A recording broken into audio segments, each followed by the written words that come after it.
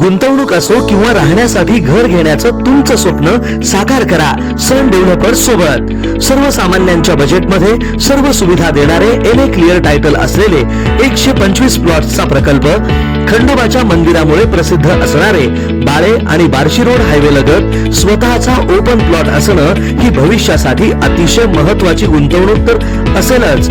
याशिवाय स्वतःचं घर बांधून राहण्यासाठी सर्वोत्तम पर्याय चेन्नई सुरत रिंग रोड लगत सन डेव्हलपर्स घेऊन आले आहेत सनराइज ग्रीन पार्क हा सर्वोत्तम प्रकल्प। या प्रकल्पाची वैशिष्ट्ये पुढील प्रमाणे: भव्य प्रवेशद्वार, अंतर्गत डांबरी रस्ते, ड्रेनेजची सोय, प्रत्येक प्लॉटला पाण्याची व्यवस्था, MSCB DP, street light, wall compound, आकर्षक झाडे, बगीचा, वॉकिंग ट्रॅक, CCTV कॅमेरा, कर्जाची सोय उपलब्ध। प्रकल्पालगत शाळा, कॉलेज, दवाखाना, पेट्रोल पंप, मार्केट सुद्धा अगदी हाकेच्या अंतरावर। सन डेव्हलपर्स अँड कन्स्ट्रक्शन, संपर्क 9168800900। ऑफिसचा पत्ता शॉप नंबर 4, वैभवशाली चेंबर, जुना पुणा नाका, हॉटेल शिवशक्ती जवळ, सोलापूर।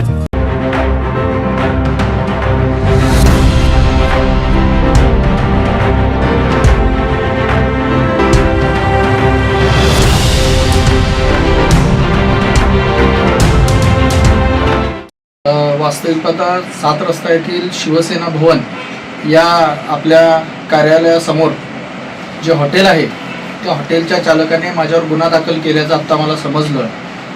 खरं तर काल रात्री तशी कुठलीही घटना जे ते सांगतायत की आम्ही त्यांना शिवीगाळ केली, मारहाण केली, अशी कुठलीही घटना काल रोजी घडलेली नाही।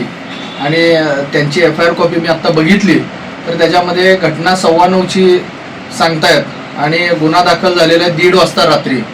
यामुळे कुठेतरी हे बदनाम करण्याचं षडयंत्र या ठिकाणी चालू आहे। याच्या मागचं खरं कारण असं आहे की ज्यांचं हे हॉटेल आहे ते काँग्रेसचे पदाधिकारी आहेत आणि काँग्रेसच्या इथल्या शहरमध्येचे आमदार यांनी काही दिवसाखाली आमच्या विकास कामांवरती बोर्ड लावलं याबद्दल संपूर्ण शहरामध्ये मी त्यांचा पर्दाफाश केला होता।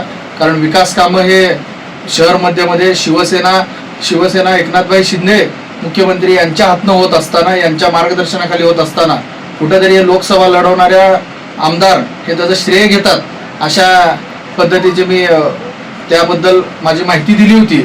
त्याचाच रोष मनात धरून या काँग्रेसच्या पदाधिकाऱ्याने असा खोटा गुन्हा दाखल माझ्यावरती त्याच्या कर्मचाऱ्यांकडून केलेला आहे।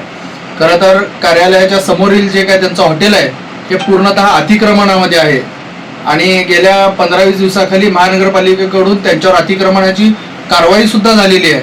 कुठेतरी ती कारवाई सुद्धा होऊ नये भविष्यात आणि या ज्या काय काँग्रेसच्या पदाधिकाऱ्याला कुठेतरी त्यांच्या आमदारांनी सांगितल्यामुळे ही गुन्हा दाखल करण्याचा प्रयत्न झालेला आहे। परंतु यामध्ये प्रामुख्याने अजून एक गोष्ट सांगतो की काँग्रेसला अतिक्रमण किती प्रिय आहे।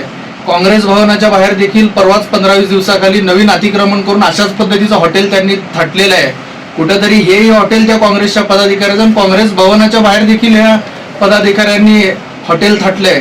कारवाई या हॉटेलवर झाली तर काँग्रेस भवनावर होईल अशी कुठेतरी मनामध्ये शंका निर्माण झाल्यामुळे अशा पद्धतीचं कूट कारस्थान हे काँग्रेसचे पदाधिकारी करतायत। परंतु मला त्यांना सांगायचं आहे की माझा पोलीस प्रशासनावरती विश्वास आहे, अशी घटना घडलेली नाही आहे। त्या ठिकाणी सगळे CCTV फुटेज आहेत आणि त्या CCTV फुटेजच्या आधारावरती मला नक्कीच न्याय मिळेल अशी मी आशा व्यक्त करतो।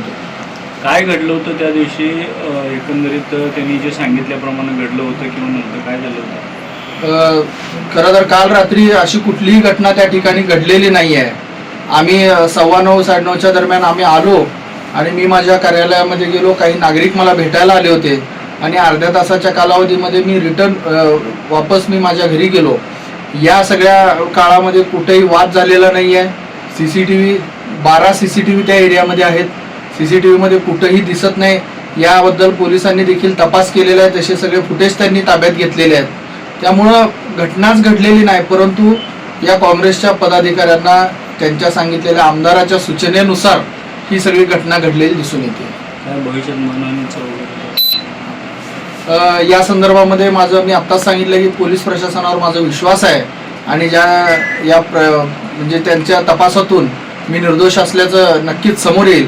त्यानंतर मात्र हे जे कोणी केलेत त्यांच्यावरती नक्कीच मानहानीचा दावा दाखल करेन. लोकदर्शन मराठी चॅनलला सबस्क्राईब करा, बेल बटनला क्लिक करा व लाईक करायला विसरू नका.